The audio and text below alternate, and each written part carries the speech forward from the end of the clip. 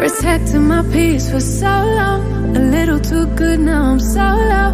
Watching reruns of the same shows. Almost every party I'm a no-show. Even with green lights I don't go. Never been sure, no I don't know. How does everybody else let go of the ego? Don't go out nearly as much as I should. Barely know the way around my neighborhood. I'm ruminating, I feel no good. Not living life like I know I could. Like I know I could. Like I know I should. Like I know I could. Like I know I could. Like I could. If you would show me, yeah. If you would show me, yeah, yeah. If you would show me, yeah, yeah. I spent so much time daydreaming. Now I don't know how I'm feeling. Don't know who is the real me. Might need my help and I thought I needed. I can see it. Need more healing, more believing, less deceiving. I don't go out nearly as much as I should. Barely know the way around my neighborhood. I'm ruminating, I feel no good. Not living life like I know I could. Like I know I could. Like I know I should. Like I know I could. Like I know I could. Like I could. If you would show me, yeah. If you would show me, yeah, yeah. If you would show me, yeah, yeah. I might need therapy too. Help dilute all the bad news. Cause I just can't deal with the lose-lose situations you have to go through. I think I need therapy now. Recycling all the same doubts. Heard it a million times. Cause I tell myself all the same lies.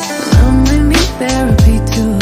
Help dilute all the bad news. Cause I just can't deal with the lose-lose situations you have to go through.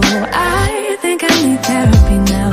Recycling all the same doubts. Heard it a million times. Cause I tell myself all the same lie. Don't go out nearly as much as I should. Barely know the way around my neighborhood. I'm ruminating, I feel no good. Not living life like I know I could. Like I know I could. Like I know I should. Like I know I could. Oh, if you would show me. If you would show me, yeah. If you would show me, yeah.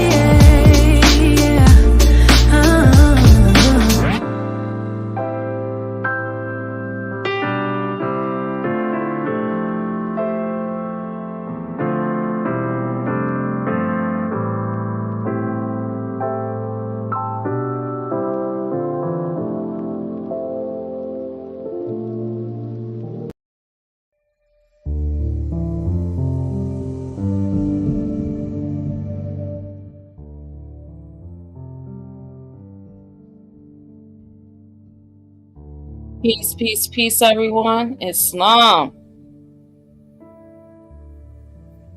Islam to all of the movers making moves. We are back again to share with you all. Hoping that your week was a productive and joyous week. Tonight's topic is we scalping or NOR? Is we scalping or NOR? So, of course, we're going to be coming out of the Holy Quran of the Moorish Temple of America. We're going to be going into the Moorish literature. We have plenty of sources to reference on this evening. First, arise, giving our perfect praise to our Father God Allah, honors to His holy divine prophet.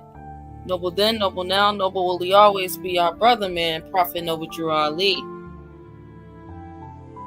the one who came to remind us that we were not Negroes, colored folks, black people, Ethiopians, Afro-Americans, African-Americans, debt slaves, reminding us that we are the descendants of the ancient Moabites who inhabited the northwestern and southwestern shores of Africa. Give honors to everything that is Moorish. Give honors to my ancestors, my parents, and give honors to all past, present, and future members, official staff, and supporters of Moorish Science Temple of America. Give honors to my husband, Brother Richard Neil Bay. So we're going to get into this. Of course, shout out Neil Bay is in the chat. Shout out to our brother Jolly Bay, who's also in the chat. I'm going to definitely be putting the stream link down if anybody want to come up. First things first is we're going to get into a little bit of the distractions that they got going on for us.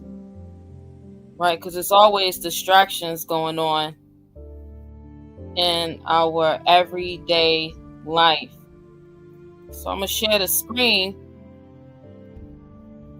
If I'm speaking and I'm reading something off and you don't see it on the screen, let me know that the screen didn't change so then I can update the share screen. All right.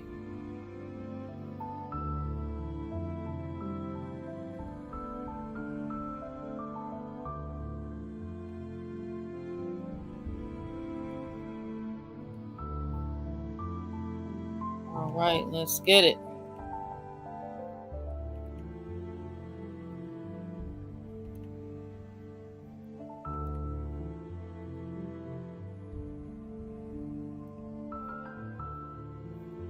So this is Cook County and the migrants, aka the illegal immigration that's going on. And let's see what Chicago got going on with this illegal immigration. Rob, many of the 36,000 migrants in Chicago moved here to escape violence and crime. Tonight, the I-Team has determined they are now in need of protection here from a despicable criminal element, sex traffickers. Our team has an inside look at SVU migrants, the tactics a Cook County Special Victims Unit is using to help new arrivals avoid being victimized. But for some migrants, it's too late. There's a power and control component with that. With traffickers, they want to. You heard him say, but for some, it's too late. That's because that's what this whole thing really is. It really is the SA trafficking scheme that's going on. It's been going on. Right now, it's going on in record numbers right in front of us. Right? They're not even hiding it no more.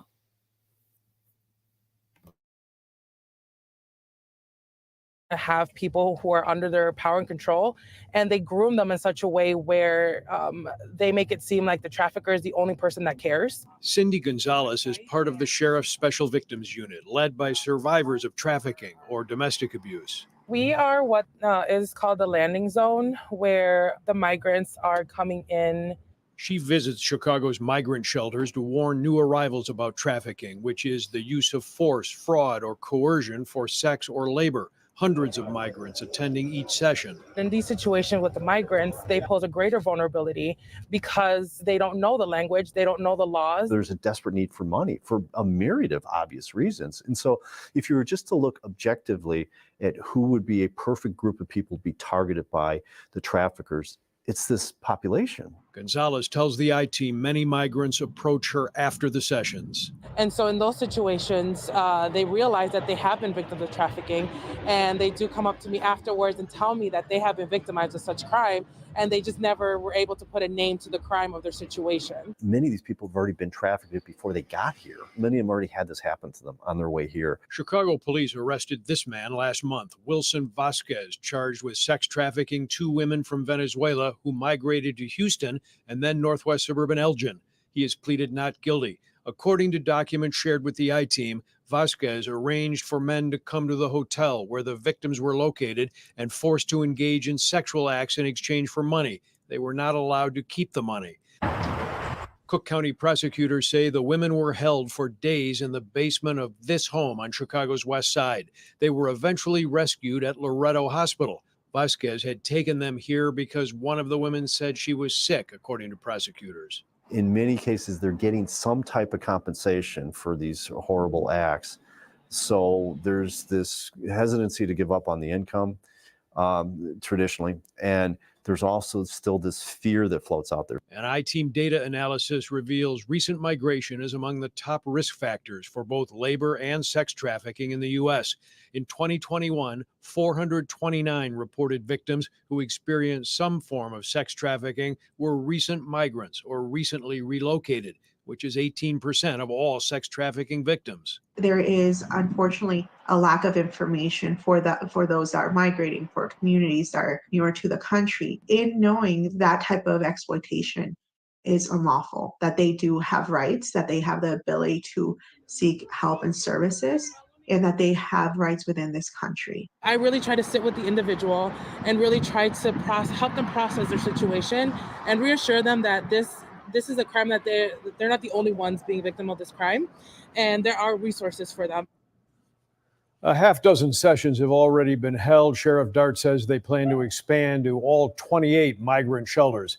The Special Victims Unit is also warning new arrivals about labor trafficking, which is exploiting someone for financial gain. Restaurants, stores, it doesn't matter. It's been going on for a long time. Wow. This is a whole new layer of potential victims. Rob, many of the 36,000 migrants.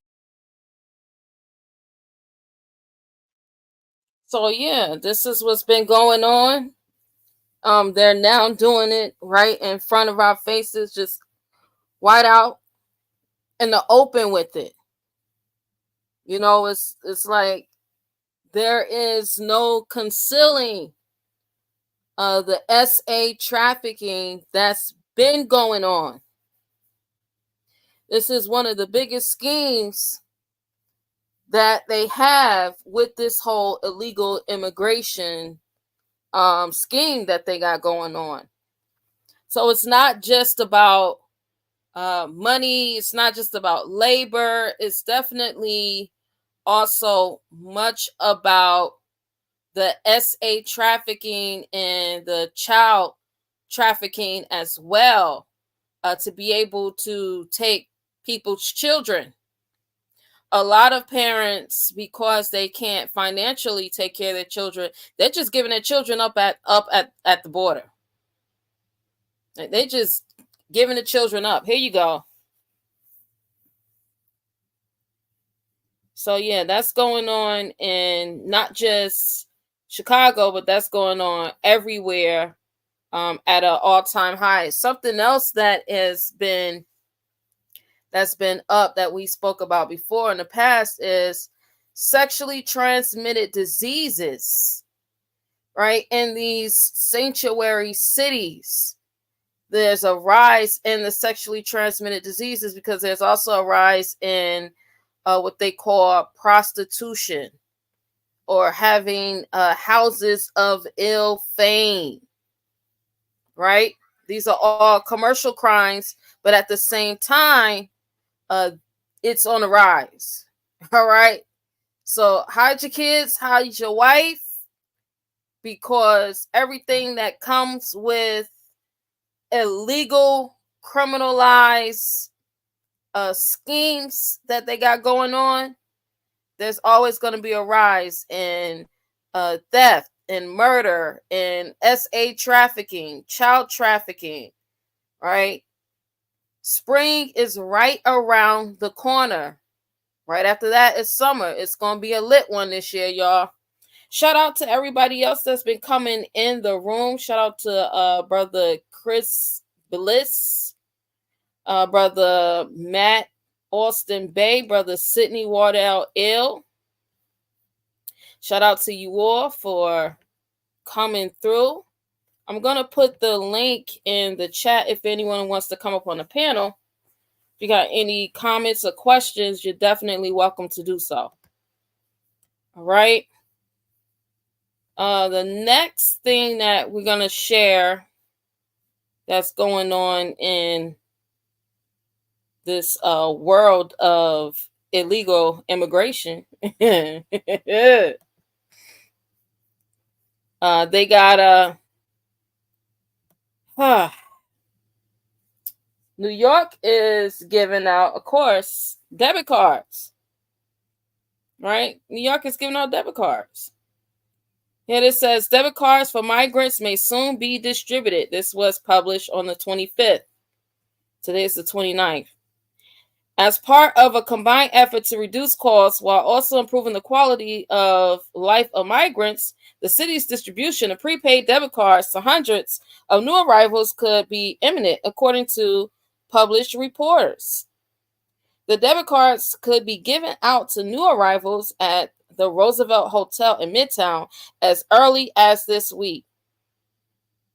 So you'll explain to me.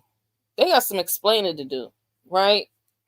We got people that's paying illegally, but they're doing it anyway, making them pay for school. So they got student loans, right?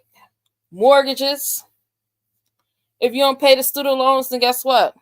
It's going to mess up the credit, right? It's going to be reporting negatively on the credit report. If you don't pay that mortgage, guess what's going to happen? You're going to get evicted. So you ain't going to have nowhere to live, or you have to find alternate means of somewhere to live. And that as well is going to mess up the credit report.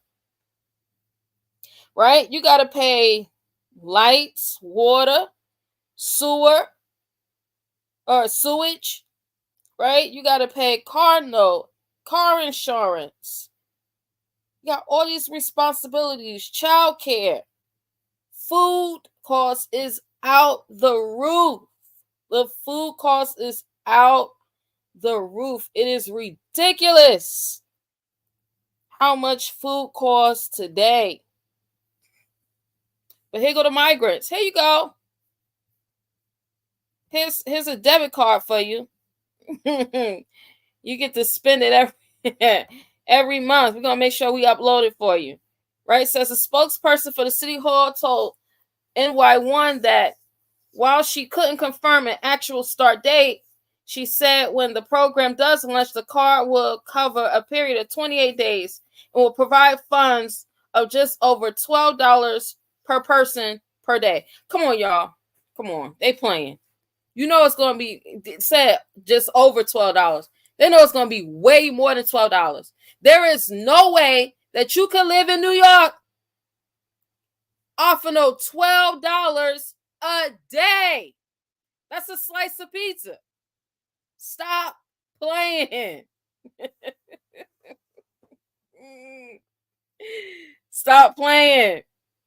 You know exactly what they're doing. It said the city said one of the goals of the program, which is expected to save the city about $600,000 a month, is to provide migrants with the option of shopping for their own food. The city noticed a high volume of food provided in boxes to the migrants is being thrown away. That's a tax write-off. That's called bad business debt. That's a tax write-off. They playing games. They know that's a tax write-off. Making every excuse to give illegal immigrants money or Federal Reserve debt notes that they are expecting you to pay. Right? Let's look at it. Let's look at the The debt clock. Because we haven't viewed that in a while. So let's look at the debt clock in real time. I think last time we saw it was like 30, like it was like 30 trillion. Now it's up to 34. Almost. It's about to be, by summertime, I guarantee you it's going to be at 35 trillion, a little bit over. 34 trillion. Who is paying this?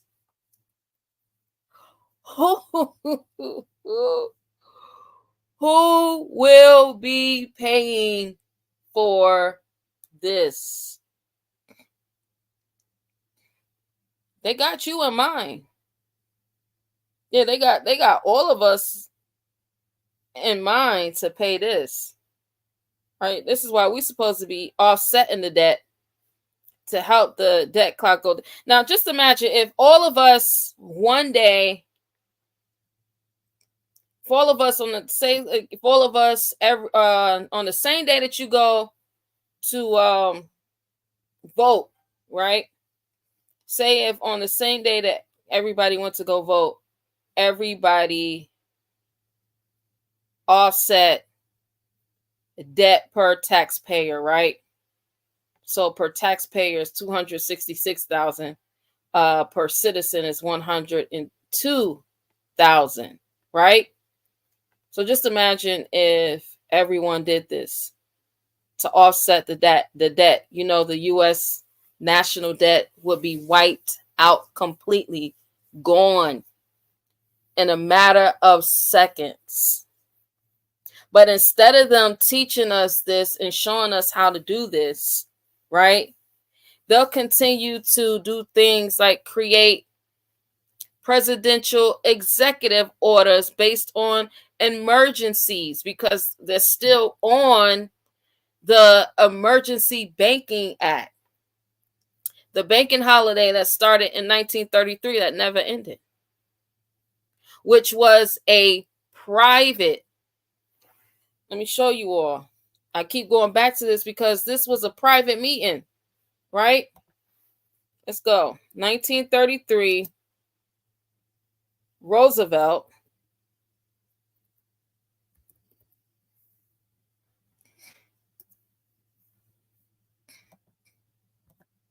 had a meeting.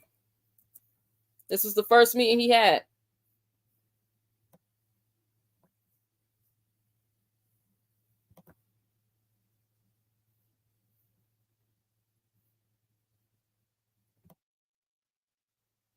Let's see. Let me pull it up. For the banking holiday.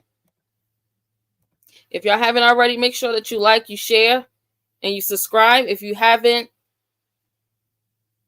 done so yet, once you subscribe, make sure you hit that notification bell so that you can always receive notifications whenever we go live or upload another video.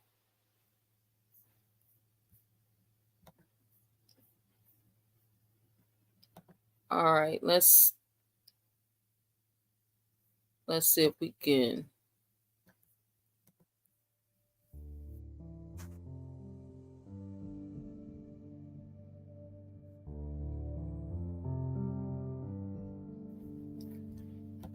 So we got Roosevelt banking holiday.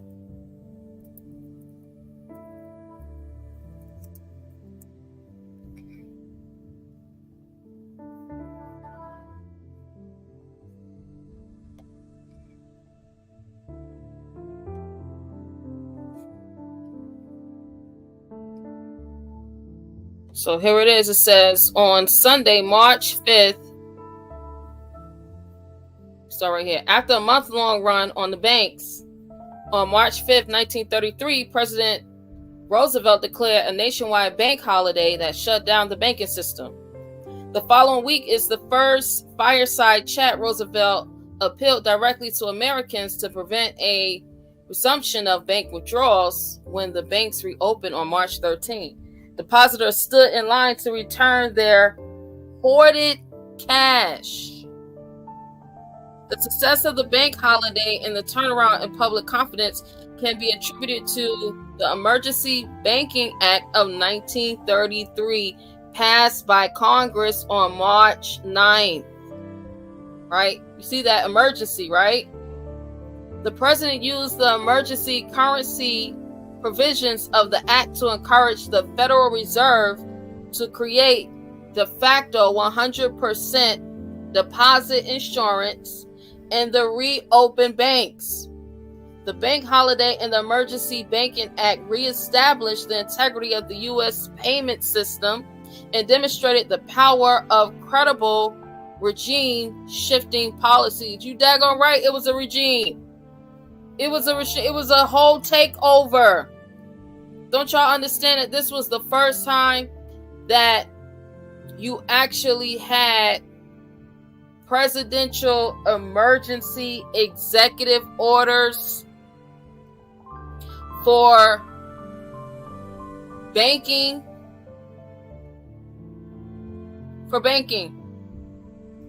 under the Federal Reserve. This is the first time. Y'all don't think they didn't plan this? It was planned. See, right here it says, on Thursday, March 9th, Roosevelt did not reopen the banks as planned. It was planned. And they still got us on this banking holiday.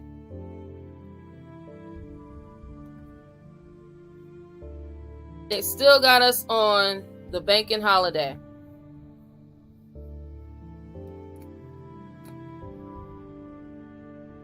Peace to MF Bay for coming through.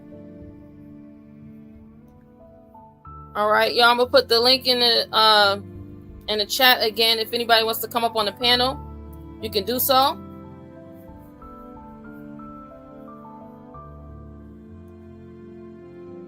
But yeah, y'all, they got these debit cards.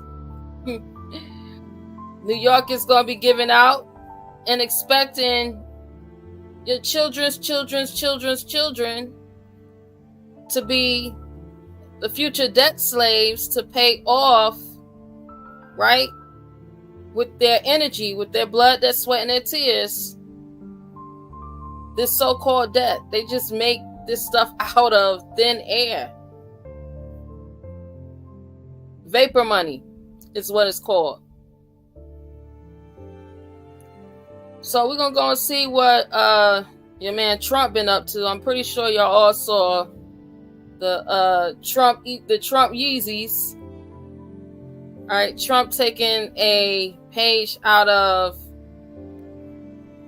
Kanye's book.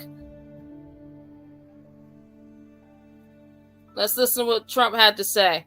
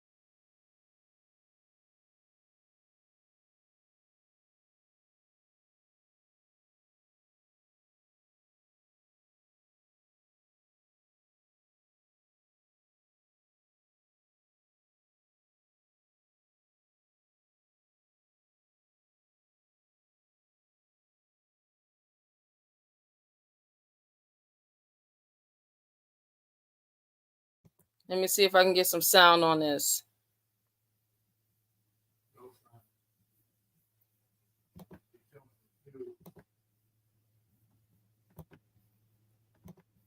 Y'all put some sevens in the chat if y'all still with us. Put some sevens in the chat if you still here.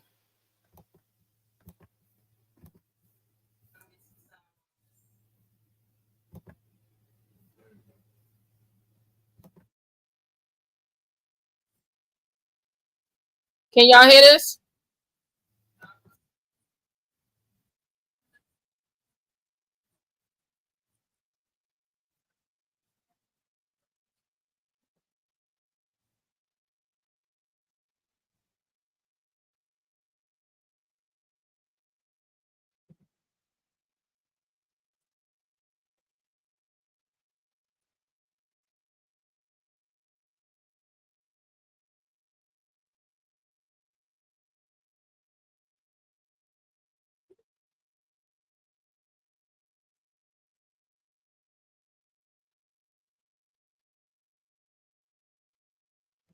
Okay, y'all said it's still no sound. Hold on, let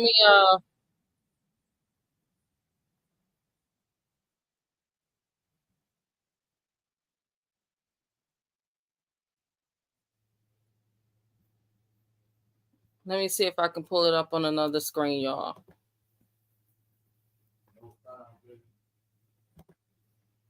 Can y'all hear me?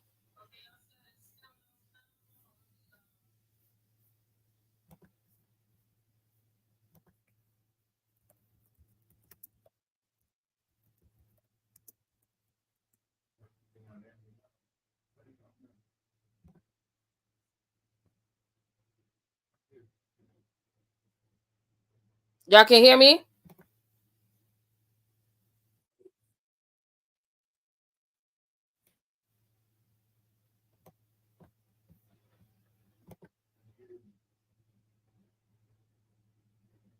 Okay. All right. Let's see if we can share these Trump shoes.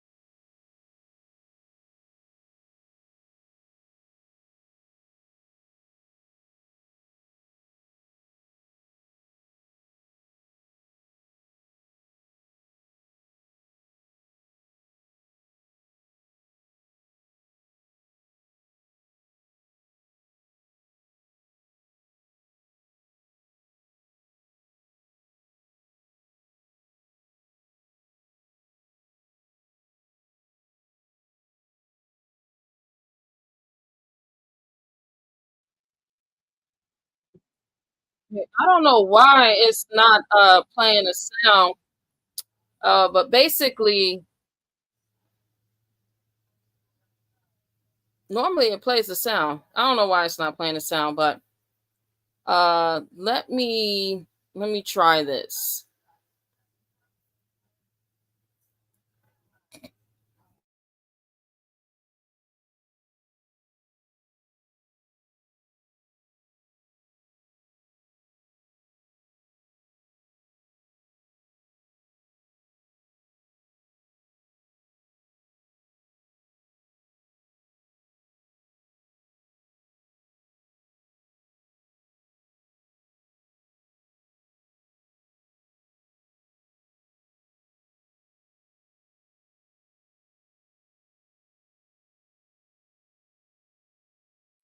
Y'all let me know if y'all can hear this.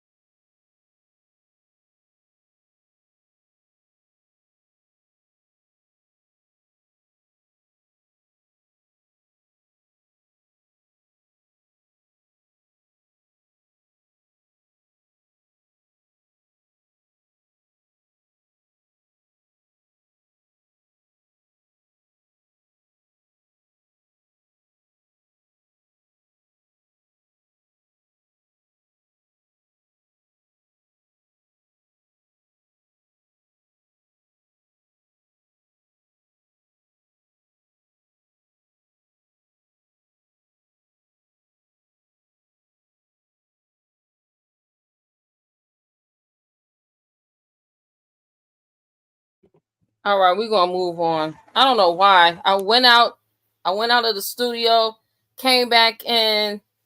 I don't know what's going on. I guess all right, they don't want me to share. I don't know why. I don't know why they want me to share that, but basically, Trump is in the news as he always is, taking a lesson from Kanye, right, Mr. West, and he had his own limited edition gold sneakers at SneakerCon.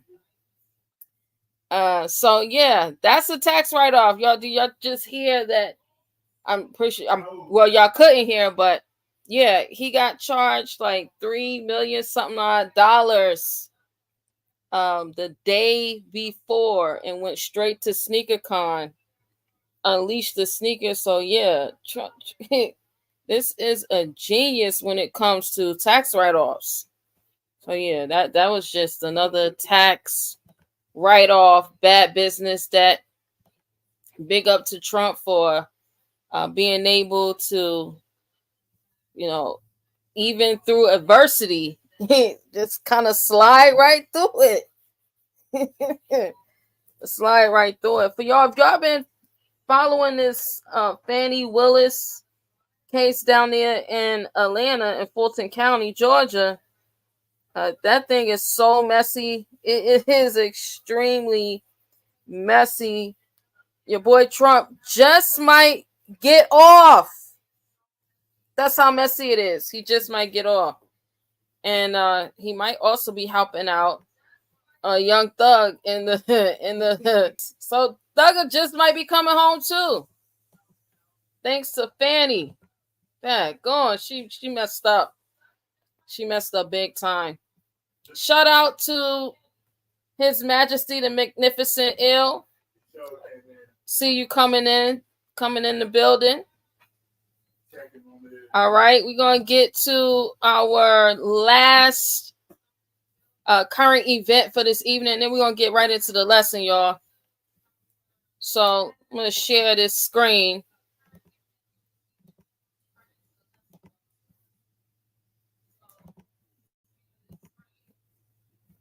All right, this is coming up very soon. The Tolar Eclipse 2024. I have been waiting on this since 2017, right? 2017, the Tolar Eclipse is right over top of my home. 2024, it will be doing the same thing. All right, so now the energy is reversing back to where it was in 2017. Woo! That was a year for us, y'all. That was definitely a year for us. On April 8th, 2024, total solar eclipse will be visible across the Americas. Our Total Eclipse 2024 guide tells you everything you need to know, from how and where to watch it and why it's so special. You can watch the total eclipse live here on space.com. During the total eclipse, the moon appears almost exactly the same size as the sun and blocks the entire disk for a few minutes. The stunning result is known as totally, whereby observers can see the outmost layer of the sun's atmosphere, the corona, with the naked eye. Now, see, what they do is they give you these glasses because they tell you, oh, don't look at it.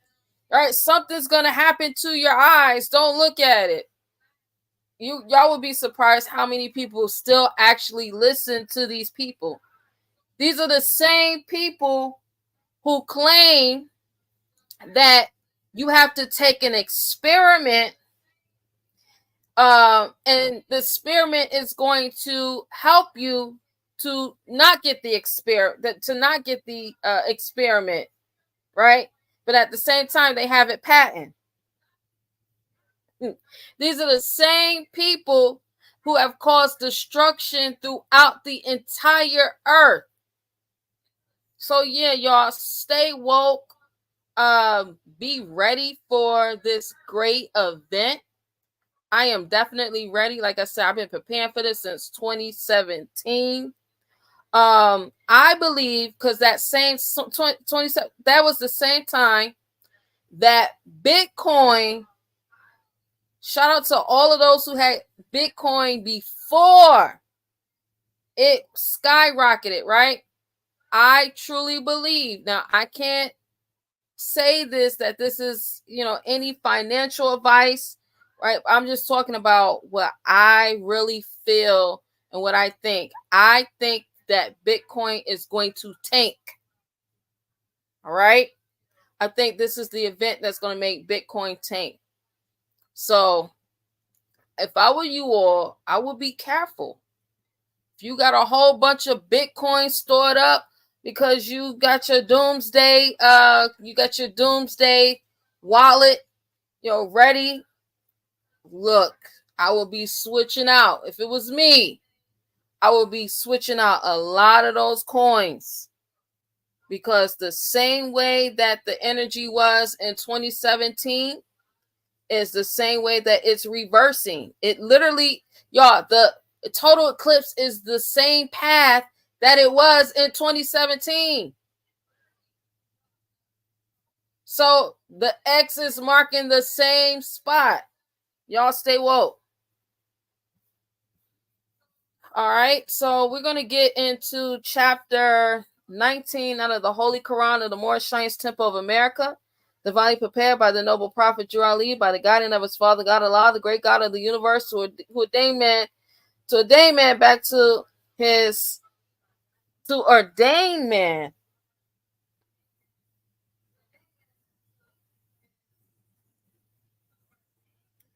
Pardon me, y'all. I had something in my eye.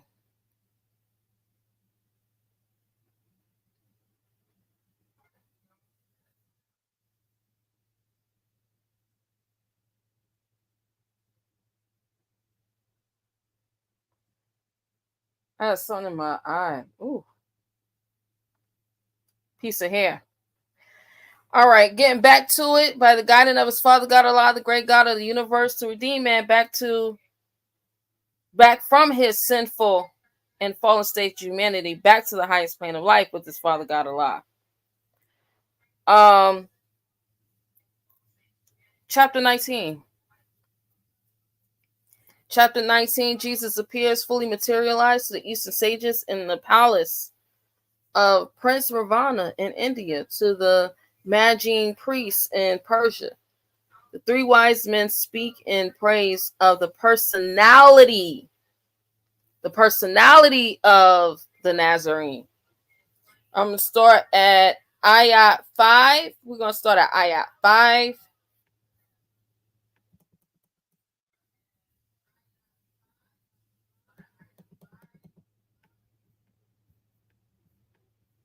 And it reads, the wise men sat about the table talking of the needs of India and the world. The door into the banquet hall was in the east. A vacant chair was at the table to the east.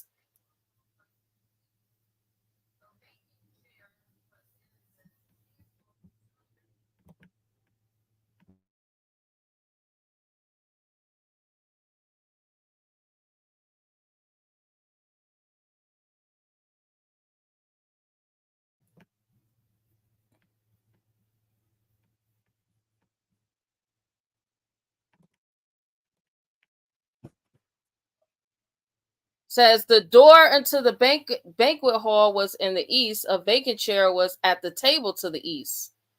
And as the wise men talked, a stranger entered unannounced, and raising up his hands in benediction said, all hail. A halo rested on his head, right? So we know the halo represents what? Right? We know that the halo is a representation of our turban and our fez today, right? Says a halo rested on his head, and light, unlike the light of the sun, filled all the room. The wise men rose and bowed their heads and said, all hail.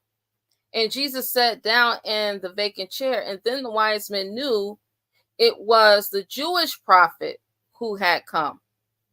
And Jesus said, behold, for I am risen from the dead. Look at my hands, my feet, my side, right? Behold, I am risen from being a debt slave, aka Christian property, right? He said, the Roman soldiers pierced my hands and feet with nails, and then one pierced my heart. They put me in a tomb, and then I wrestled with the conqueror of men. I conquered death. Right? I'm no longer a corporation, because I now understand that I am who my forefathers and mothers were, without a doubt or contradiction.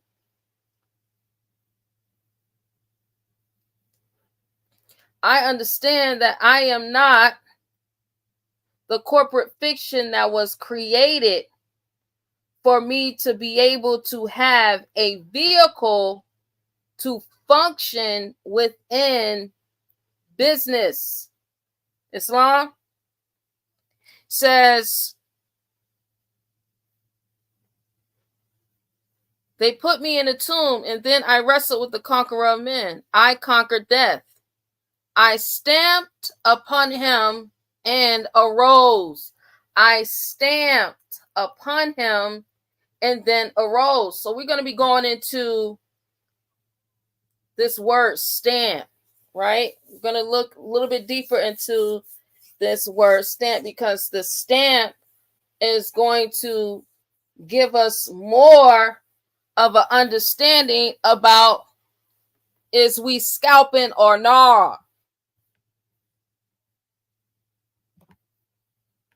So let's look at the etymology of the word stamp. The etymology of the word stamp, I want to go down here. It says the sense of official mark or imprint. The sense of official mark or imprint, to certify that duty has been paid on what has been printed or written. It was transferred. It was transferred. So how do we overcome, us, living man, living woman?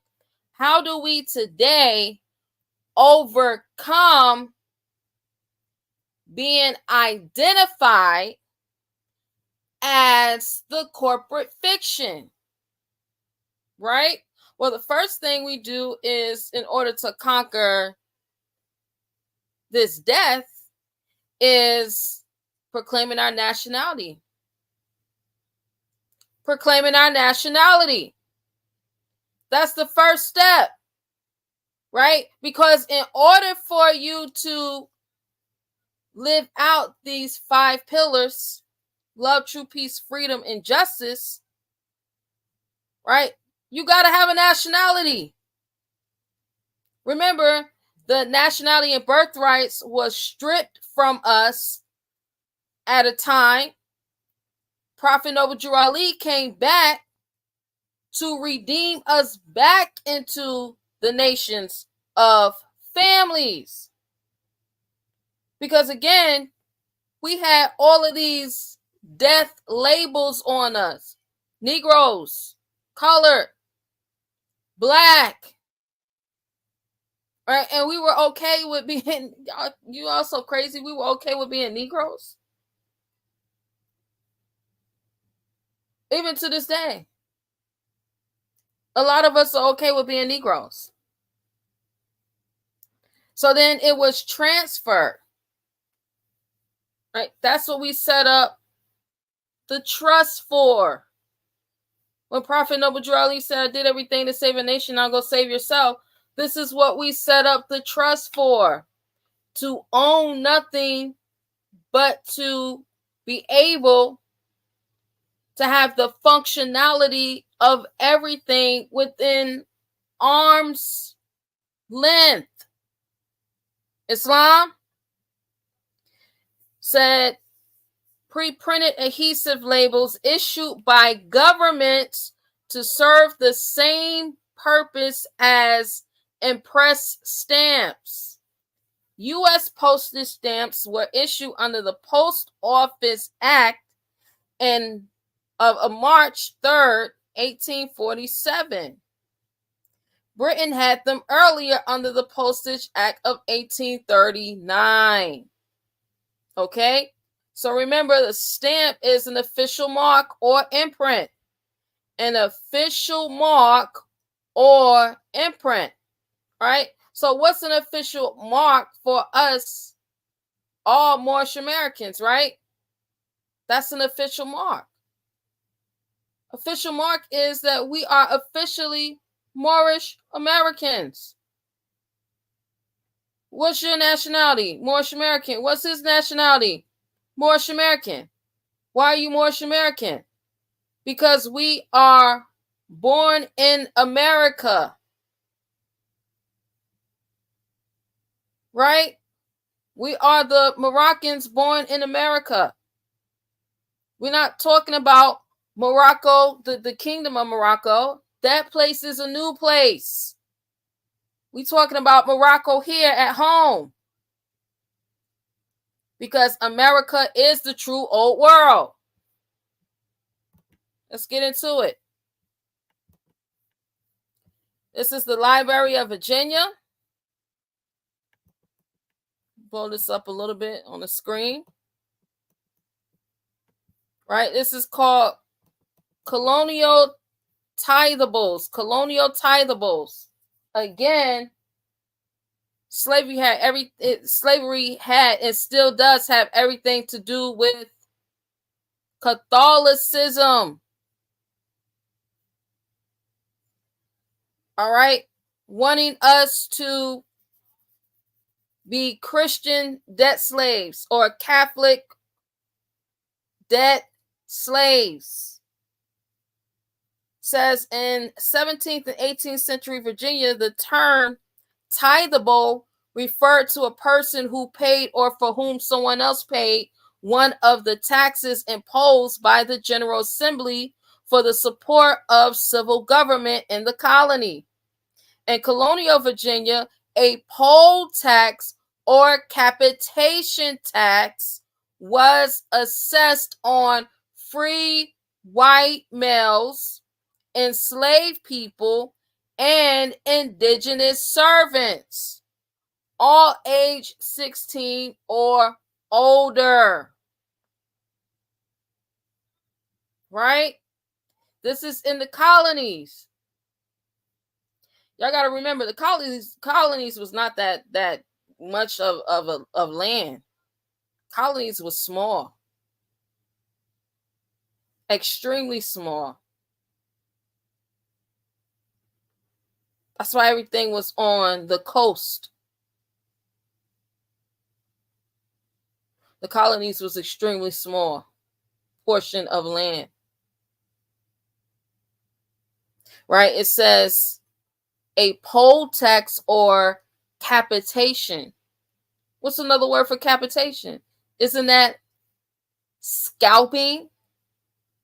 That's exactly what it is. Capitation is scalping. Says enslavers paid the taxes levied on their enslaved workers and servants. Few tithable lists are extant. The Library of Virginia holds full or partial lists for about 36 counties. A detailed guide to manuscript, microfilm, and printed tithables is available at the library. Tithables. You had to pay tithes to the church. Again, it is about you either being Muslim or Christian. Because a lot of folks be talking about, I ain't religion. I don't do that religious stuff. And, that's what enslaved us.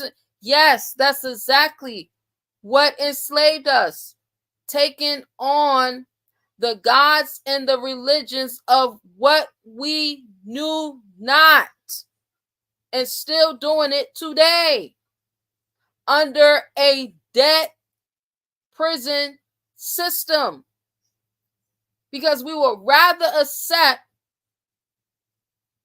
to pay tithables and receive benefits than just be who we already are, which is the descendants of the ancient Moabites who inhabited the northwestern, southwestern shores of Africa. All right?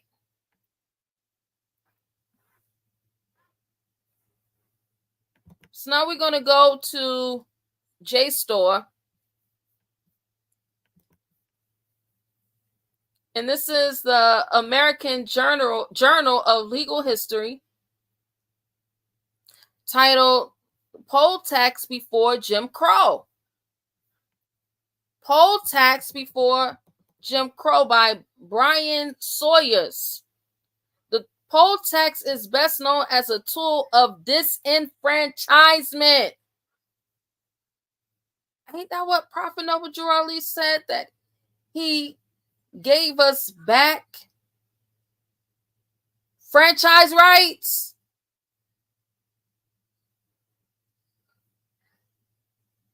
By making sure that we were back into the family of nations because we were disenfranchised.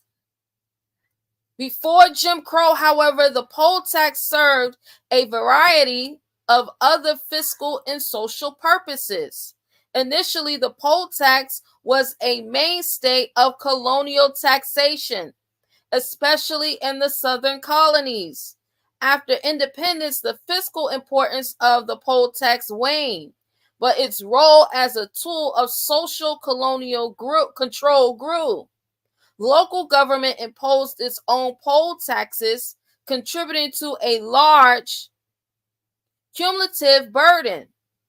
During presidential reconstruction, state and local governments returned to antebellum tax practices.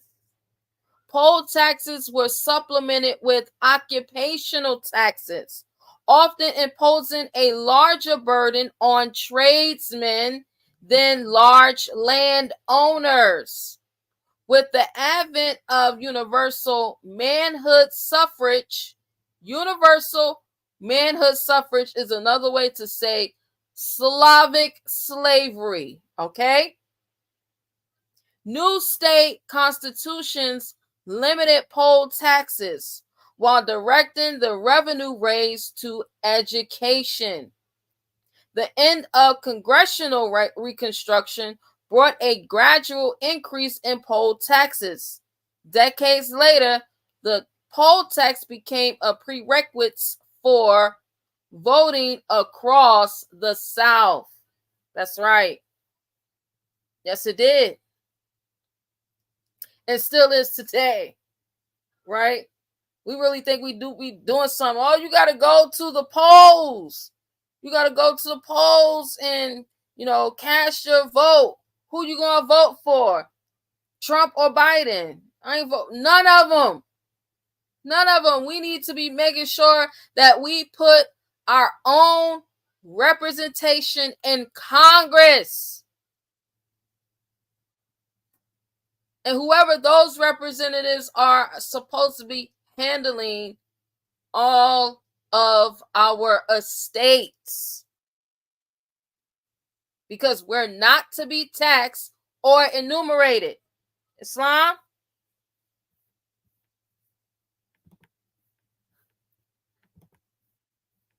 Stamp Act.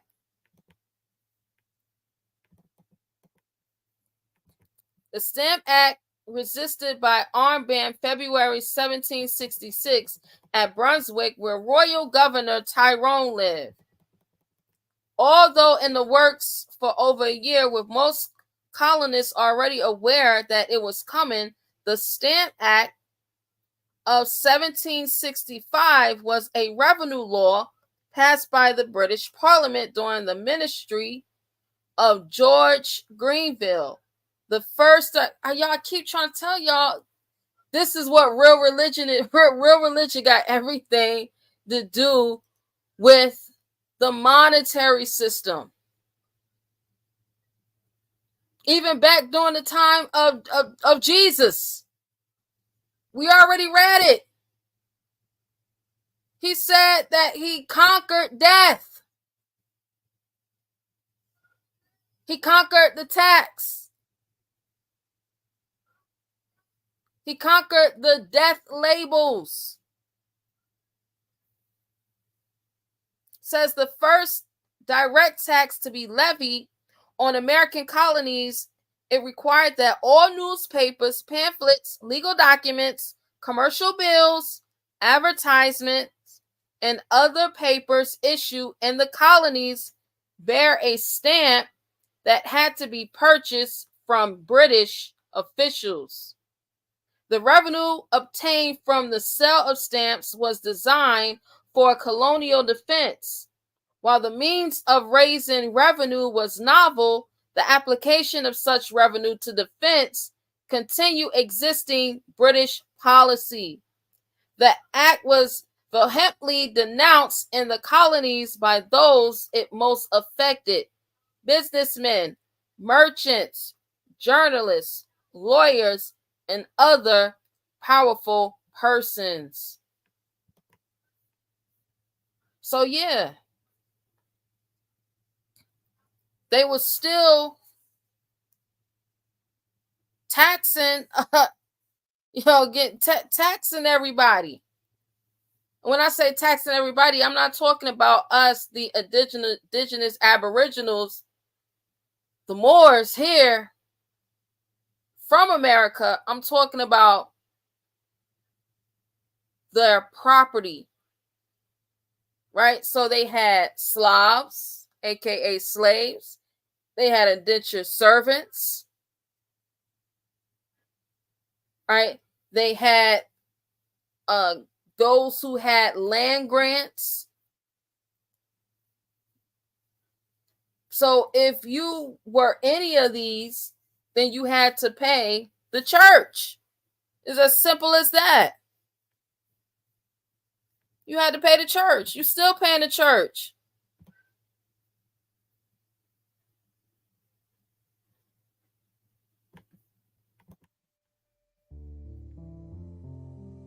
Still paying the church.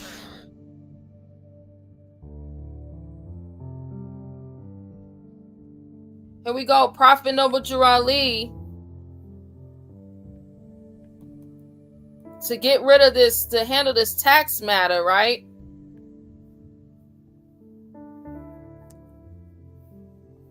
Prophet Noble Drew Ali took care of this tax matter for the Moors,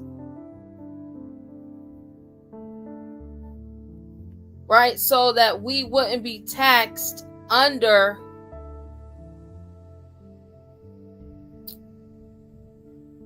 the church any longer.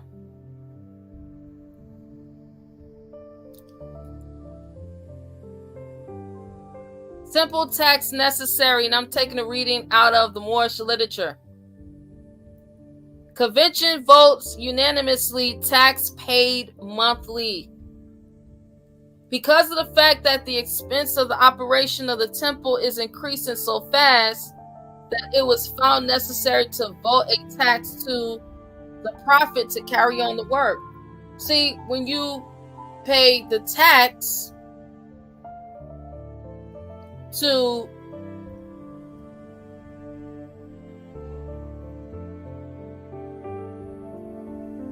one who was divinely prepared by the great universal God Allah,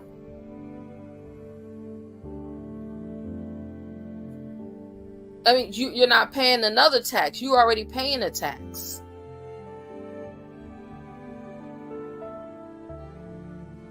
Right? You're already paying a tax. So your tax is going into your own soul foundation.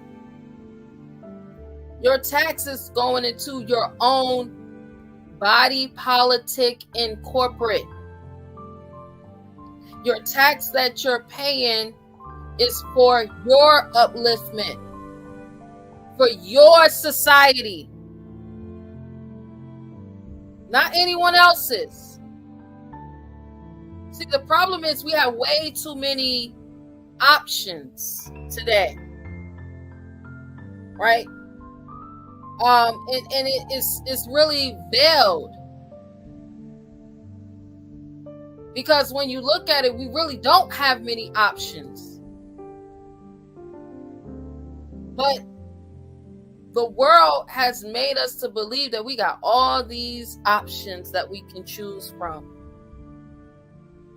Just being happy debt slaves.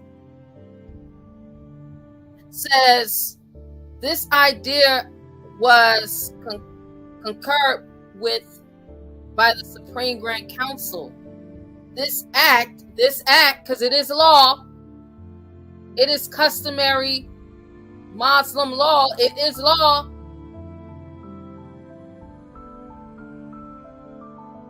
This act is so arranged that it will not be a burden.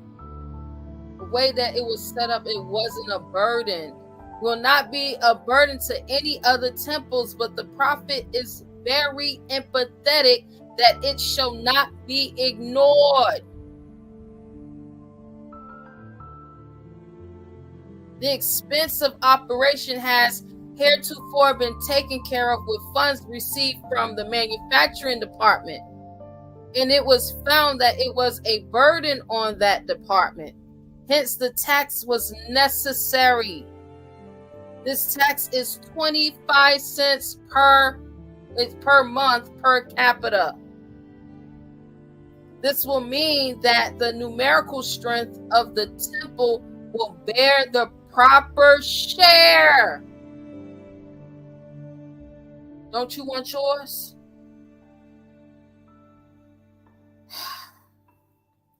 Will bear the proper share.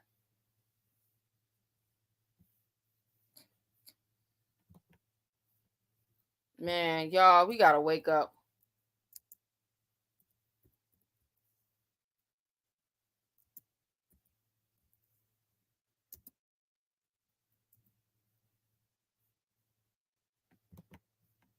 Will bear the proper share. I know ain't nobody taught us this before, y'all, but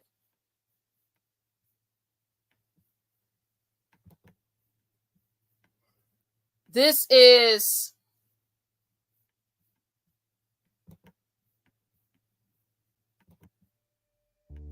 the UCC. This is the UCC. This is UCC 8-102.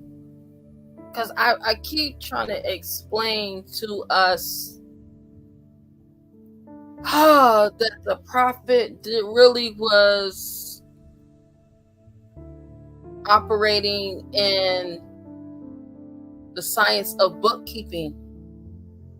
Same thing with Prophet Jesus. Same thing with Prophet Muhammad. Same thing, Buddha, Confucius, all of the prophets.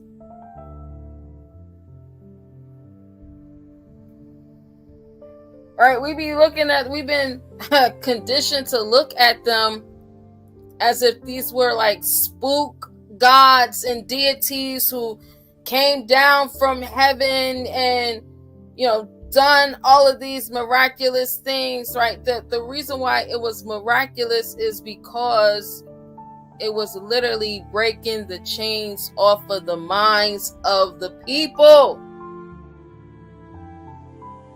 Gotta wake up.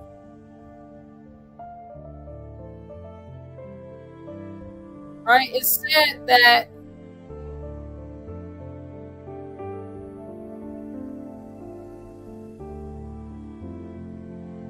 this will mean that the numerical strength of the temple will bear the proper share of the responsibility of operation. So what's a bearer form? Bearer form, as applied to a certified security, means a form in which the security is payable to the bearer of the security certificate according to its terms, but not by reason of an endorsement.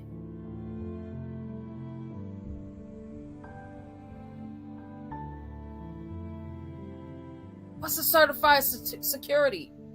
Means a security that is represented by a certificate.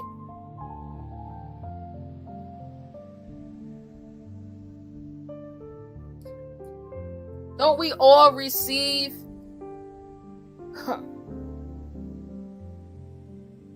a certificate? Like, don't we all got an estate, right?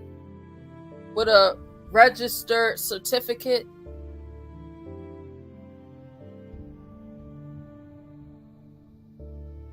Right? Or most of us have one. Not all, but most of us.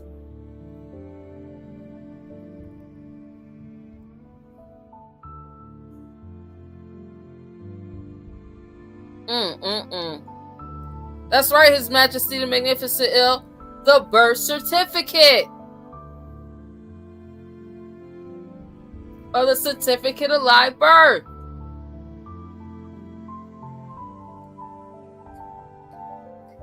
So if you're we going back to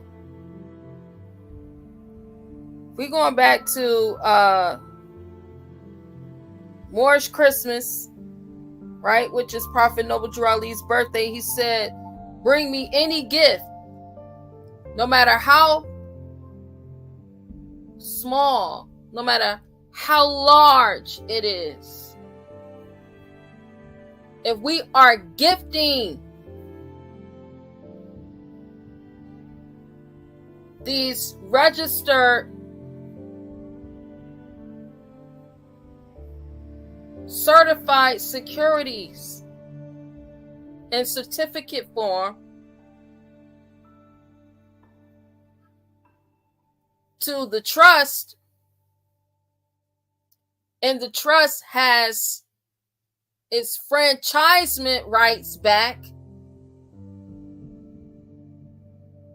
because that's what Prophet Noble Drew Ali did. As a matter of fact, he said, I'm going to put y'all all to the test. Now go out and create businesses and do all business in the name of Noble Drew Ali or the Moorish Science Temple of America. Right? But the business is the tax. Handle all of these tax matters. Man, y'all, if we just really woke up, if we really woke up and realized what's really going on. Boys, we've been rocked to sleep for so long. After the prophet came and woke us up, Morris, y'all know they purposely rocked us back to sleep.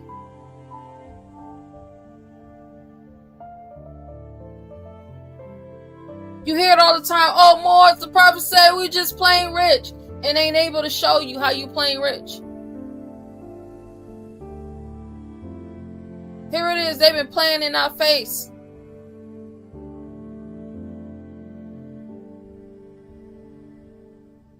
They've been playing in our face. 1933 came and was like, look, we just gonna go on a banking holiday.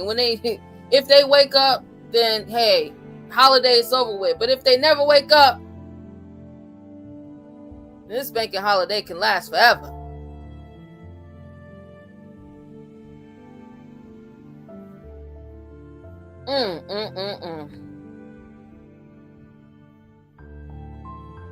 Said this will mean that the numerical strength of the temple will bear the proper share of the responsibility of operation.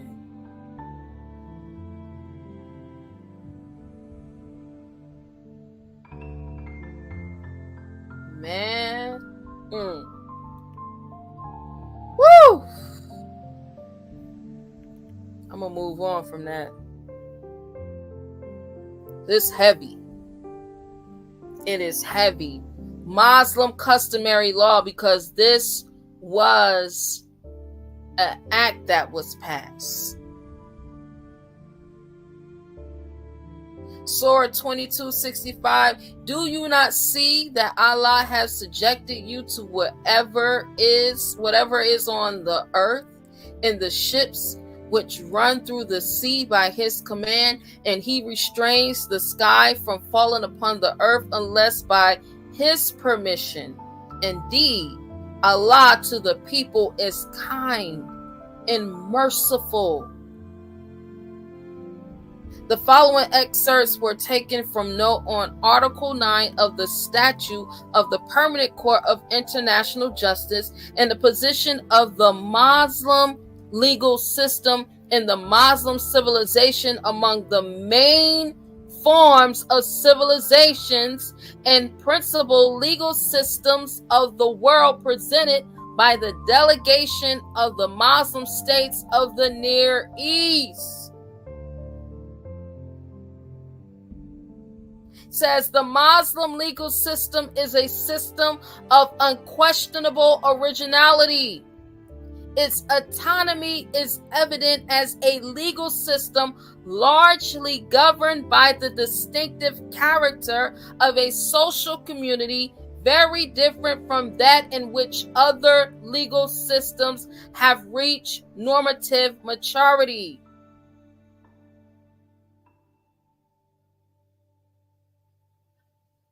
They said that The Hague in 1932 decided, this is right before the banking holiday.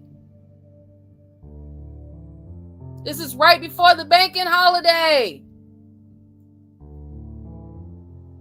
Decided that Muslim law is an entirely independent source of comparative law. Y'all, come on. Where we gonna get this work? I can't do it by myself.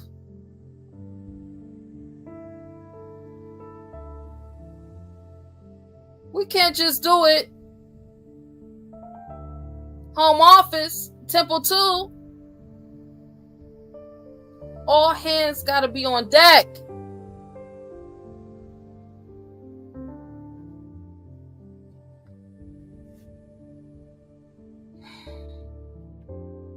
Said in 1938, when the question of the relationship between Roman law and Muslim law was brought to the consideration of the Second Congress on Comparative Law, the Congress stated explicitly that Muslim law was an autonomous legal system which did not depend on other established systems.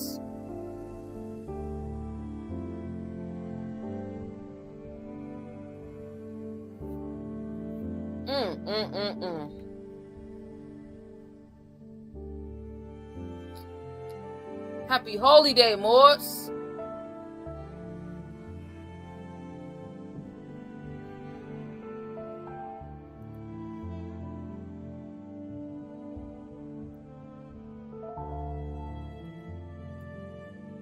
This is from the Muslim world. From the Muslim world.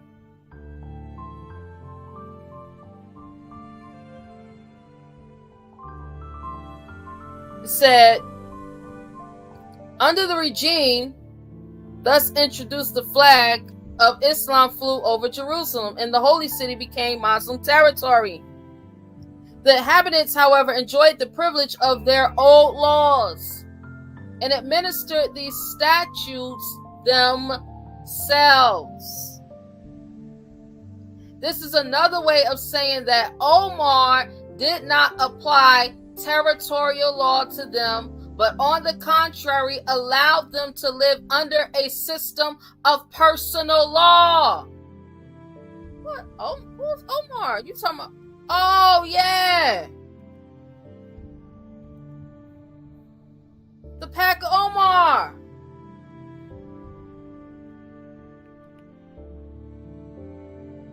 The pack of Omar. See, they don't talk about the pack of Omar because, see, this predates Sharia law. This is why there is a Sharia law. This is the pack of the believers, the pack of Omar. This is the reason why there is a Sharia law. Muslim law predates. Why you keep wanting to be somebody that you not, utilizing someone else's customs and usages instead of being who you are.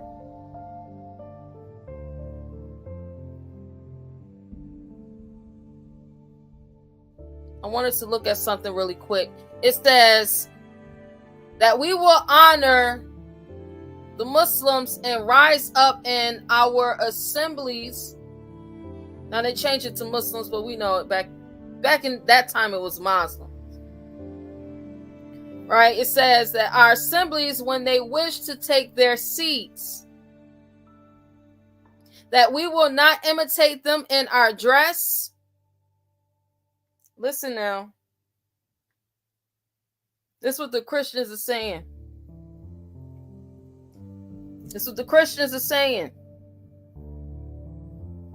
Right? This is what they will not do. It says we will not imitate them in our dress, either in the cap, turban, sandals, or parting of the hair. I said, dang, parting of the hair? I ain't never seen no Arab with no hair, no parts in their hair. I've never seen. Have y'all put some sevens in the chat? Have you ever seen Arabs with parts in their hair? Because I ain't ever seen it before. That's just not one of their hairstyles, to wear parts in their hair.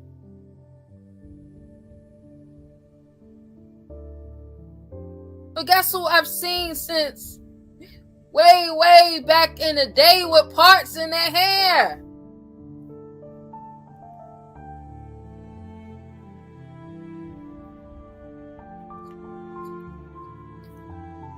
This is the British Museum.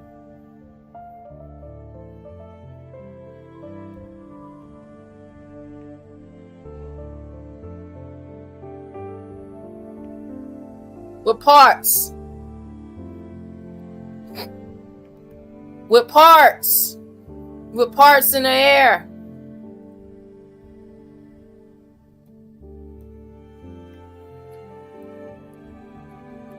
It said sculpture of the Maya maize god or maize god, a youth wearing a headdress in the form of a stylized ear corn and hair in the form of the silk of the cob. The head is disproportionately large compared to the narrow shoulders and slender torso. The sculpture was probably carved from two different blocks of limestone, one for the head and another for the torso. But when I saw this, I did not just see the parts. I was like, oh shoot. I know when I see any of us, whether it be in current, present, past, and even ancient times. But we're extending our 5. And so I remember that if not only was this deity doing it, but there was another deity did the same thing.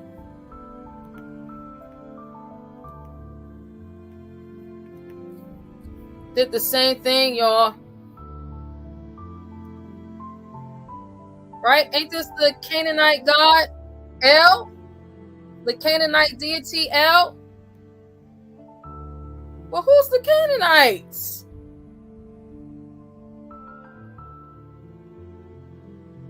They're gonna stop playing with us, y'all. They do a lot of playing in our face.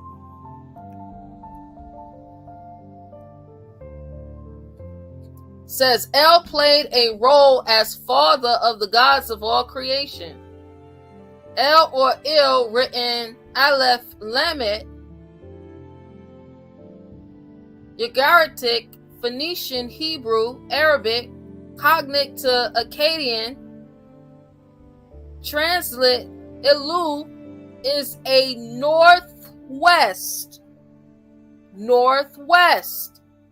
Semitic word meaning God or deity, or referring as a proper name to any one of multiple major ancient Near Eastern deities.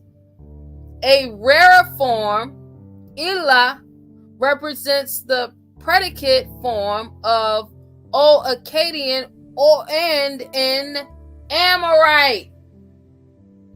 Well, didn't the Amorites live in Canaan land? Woo!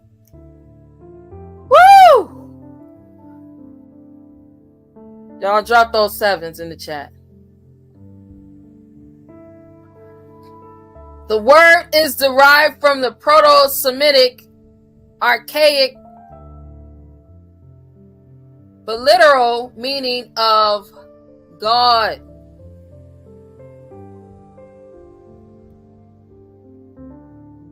Specific deities known as El or Il include the supreme god of the ancient Canaanite religion. Well, hold on. If that's the ancient Canaanite religion, but tell me, how is it that you have the Maya maize god expressing the same mannerisms?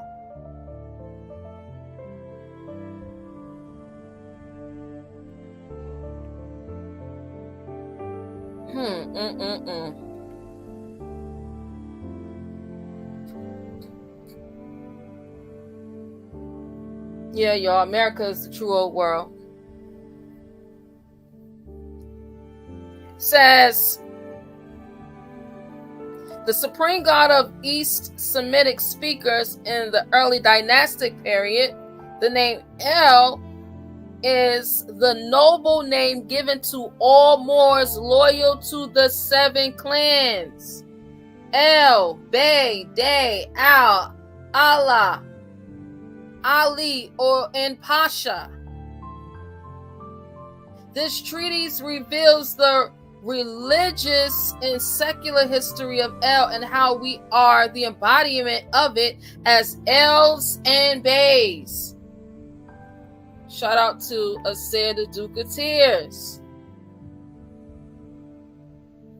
Go check that out.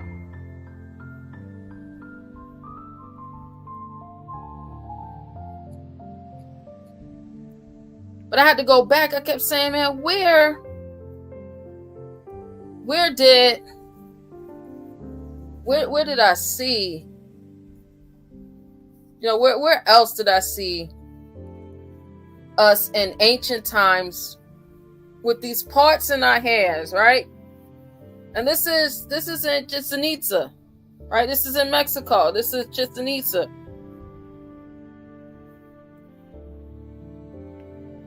Well, I want to blow it up.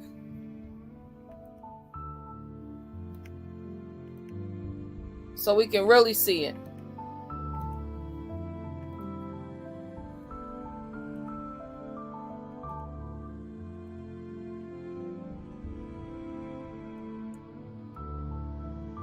Wow. Wow.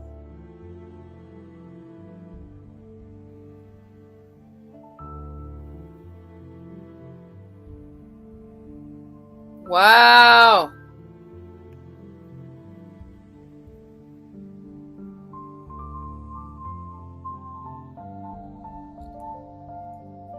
Look at the parts. Look at the parts in the hair.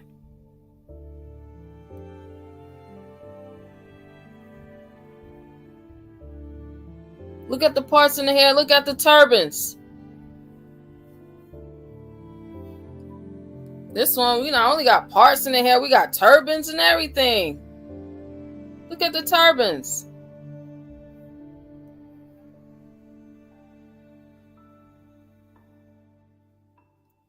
And they said that there was no turbans here. We didn't wear turbans. That's that Moorish stuff. That's what the Moors wear. Look at the turbans.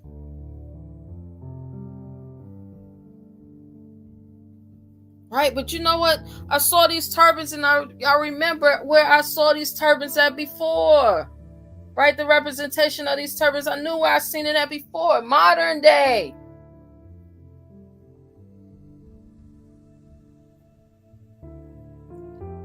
In modern times, I was like, you know what? I saw this somewhere before, right? They got the depiction of many animals, right? Expressing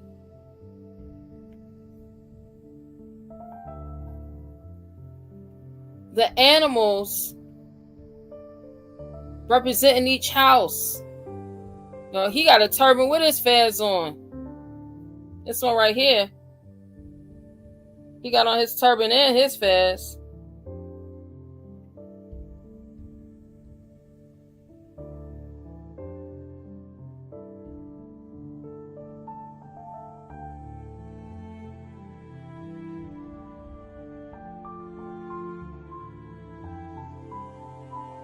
So I'm like, man, I've seen a representation of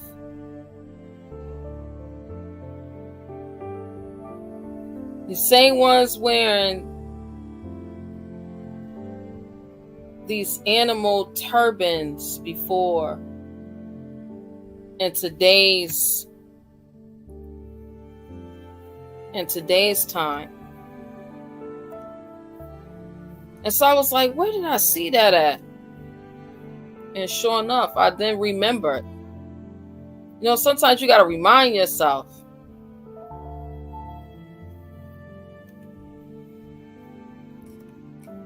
Yeah, sometimes you got to remind yourself. I'm hoping this will play. I'm really hoping this will play because I know that we've been having some struggle of not being able to hear. So I'm hoping this will play.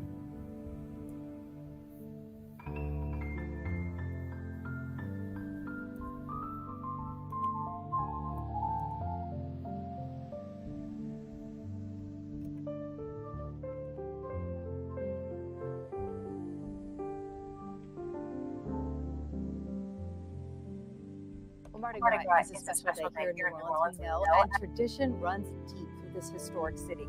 The Black Masking Indians are a rich part of that history. Tribes of Indians walk through the city today celebrating Mardi Gras. Eleanor Tabone followed a tribe and has their story.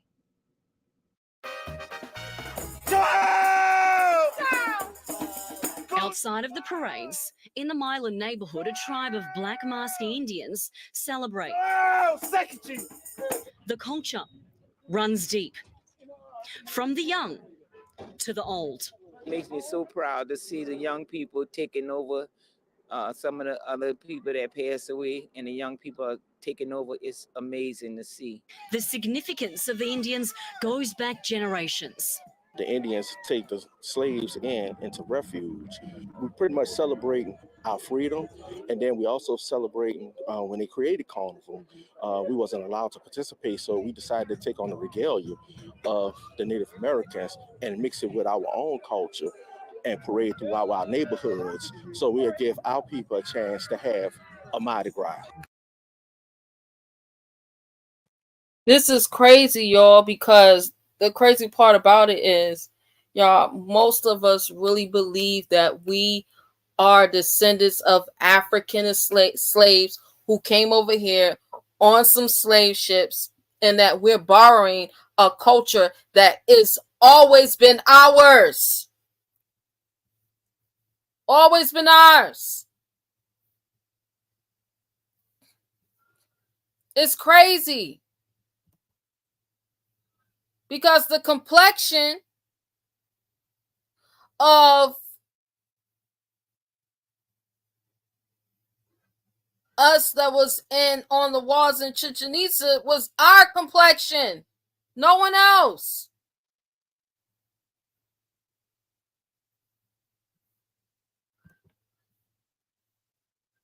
Y'all, we've been doing this for a long time. And some of us still sleep. Golden Blades Tribe Chief Derek Hewlin says each suit tells a story.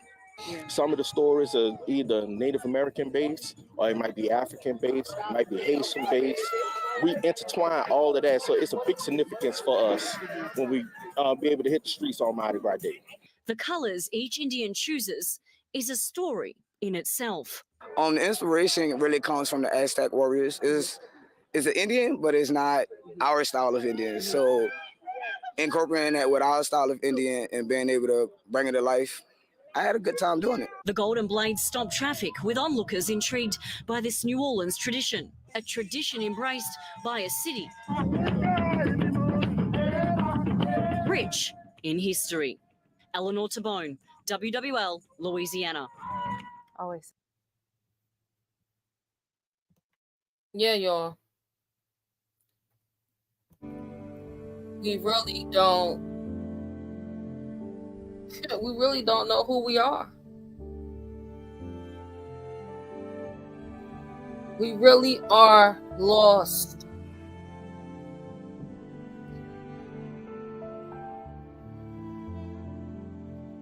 Because we rather be scalped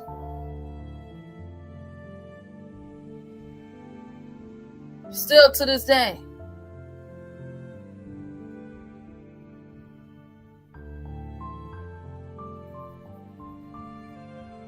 I'm gonna be doing a drop soon, real good drop soon on Mardi Gras, and it's gonna open up some more of the eyes. So we gotta stop lying to ourselves. A lot of times we say things for because we're just saying it out of pure ignorance, and instead of just keeping it a buck and saying, you know what, I was incorrect about that, let me clear some things up. All right, we continue on with campaigns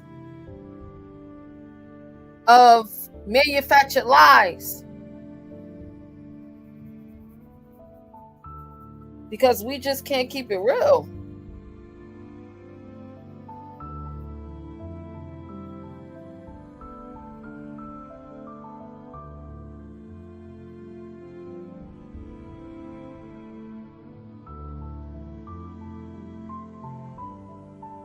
Before I leave tonight, I want to leave you all with something that everyone can implement if you choose to. Coinstar is they have kiosks, right? Most of us know the Coinstar kiosk when we go into Walmart, when we go in the grocery stores, right? We see them, they're green. That's where we normally take our change and turn our change into dollars, right? Well, not so long ago, they upgraded their kiosk to accept and offer cryptocurrency. Now, I said earlier before to this evening, I said that I believe that this eclipse is going to do the reverse of what Bitcoin did. Right? There's no way that all these kiosks, y'all got to think about it. This kiosk is in every grocery store, every Walmart. There is not like this kiosk literally is pretty much maybe a mile, 2 miles apart from each other. They're everywhere. Do you think this company would literally upgrade all of their kiosks to accept cryptocurrency and then the types of cryptocurrencies?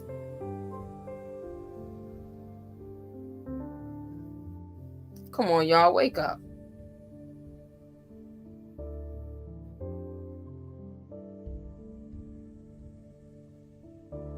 So what I've been doing is for some time now, I've been going to the kiosk. Because you can go to before you go to the kiosk, you want to set up a CoinMe profile. And what our family has been doing, right? And family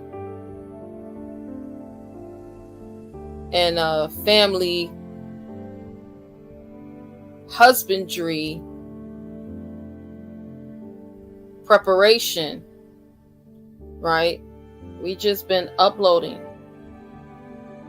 this one, this one, this one, this one, this one, and especially this one. This is the main one. This one right here. The main one. This one right here. But yeah, that's what we've been doing. In preparation.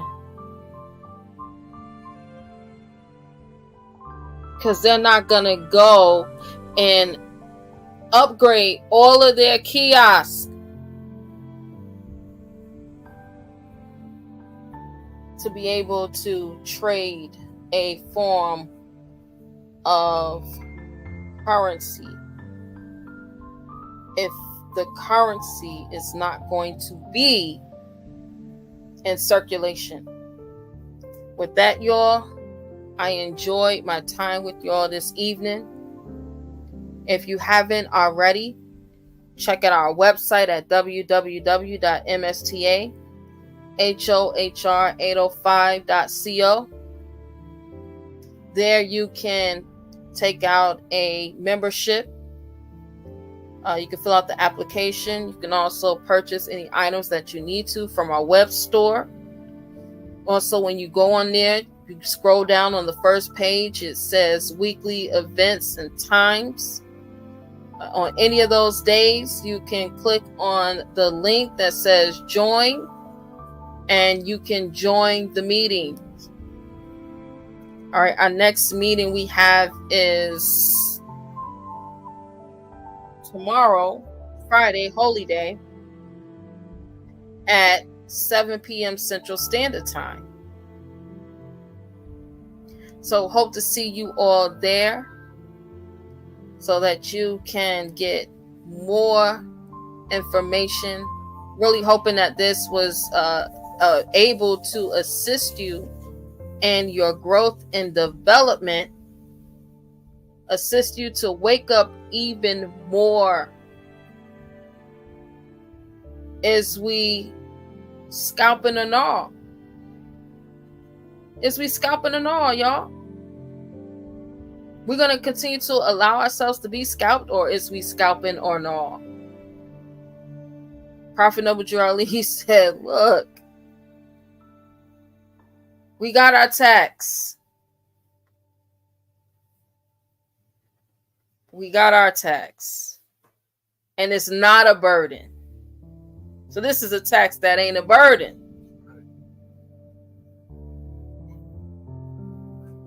And the world is utilizing the same exact system that he was. I showed you all. I went into the UCC and showed you where they've been using it at.